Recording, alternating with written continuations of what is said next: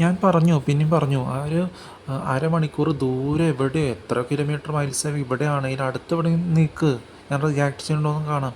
ഇടിമിന്നൽ, ശബ്ദം, എന്തൊക്കെ മഴ കയറി വരും, ഞാൻ എന്തെങ്കിലും റിയാക്ട് ചെയ്യാൻ പോയിട്ട് അത് പറഞ്ഞിട്ടുണ്ട്. അവിടെ ഹോസ്റ്റലിൽ 4 വർഷം ഉണ്ടായിരുന്നു. എവിടെയാണെങ്കിലും അവിടെ ബെഡ് നീക്കണു, ഇവിടെ കസേര നീക്കണു. പക്ഷേ എവിടെയും ബെഡ് നീക്കിയ ഞാൻ കസേര നേരെ വെക്കണം എന്ന് പറയാൻ പോയാ ഒരു ബുദ്ധി പോകുന്ന വേണ്ട. എനിക്ക് ഒരു കുലുക്കുണ്ടാവില്ല. ഞാൻ തന്നെ കുറച്ച് പല രീതി പറഞ്ഞിട്ടുണ്ട്. നിങ്ങൾ വേണമെങ്കിൽ ചുമര് പൊളിപ്പിച്ചിട്ട് മുകളിലത്തെ സീലിംഗ് പൊളിപ്പിച്ച് ബോംബ് കൊണ്ടിട്ടോ, ഞാൻ എന്നാലും അനങ്ങില്ല. നിങ്ങൾ വെടിത്തതുണ്ടല്ലോ, ഞങ്ങൾ ചെകുത്താൻ വെടിത്തരം, തന്തയുടെ തല റിട്ടേണേഴ്സ് അനുകരിക്കില്ലേ, അത് നിങ്ങളെ വെടിത്തരം നിങ്ങൾ എന്നെ കൊണ്ടുപോകും. ഞാൻ പറഞ്ഞു ആയിരുന്നു കുട്ടി ശവപ്പെട്ടി വരെ പറയും നിങ്ങളെ പോലെ ധൈര്യമില്ലാത്ത വെട്ടികൾ ആവശ്യമില്ലാന്ന്. അത് പേരും വിലാസത്തിലാണ്ട് കുറേത്തിനെ കുഴിച്ചിട്ടു പാർട്സായിട്ട്.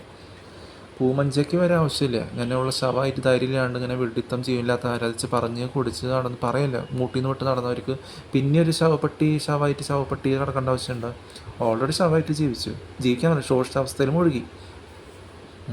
വിലയുള്ള സംസാരം അങ്ങനെയുള്ളവരുടെ വായന വരില്ലേ, തമ്മിൽ കുഴിയിൽ ചാടിച്ച് വെടിത്തം എന്താണെന്ന് പറഞ്ഞു കൊടുക്കാണ്ട് ജീവനില്ലാത്തത് ആരാധിച്ച് നശ്വരമായ സ്ത്രീകളെയും ഹ്യൂമൻസിനെയും മൃഗങ്ങളെയും എരുമേനെയൊക്കെ ആരാധിച്ച് സ്വന്തം ജീവിതം വേസ്റ്റാക്കണം അവർ, ശോഷിച്ച അവസ്ഥയിൽ മുഴുകി.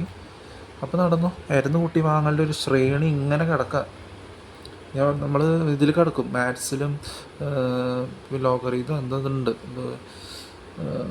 ഗ്രാഫ് വരയ്ക്കും. ഇങ്ങനെ ശ്രേണി ഇങ്ങനെ താഴോട്ട് പോയിട്ട് മുകളിലേക്ക് പോകല്ല, നേരെ മുകളിലോട്ടേക്ക് പോകണം, സ്ട്രെയിറ്റ് ലൈൻ വെർട്ടിക്കലായിട്ട്.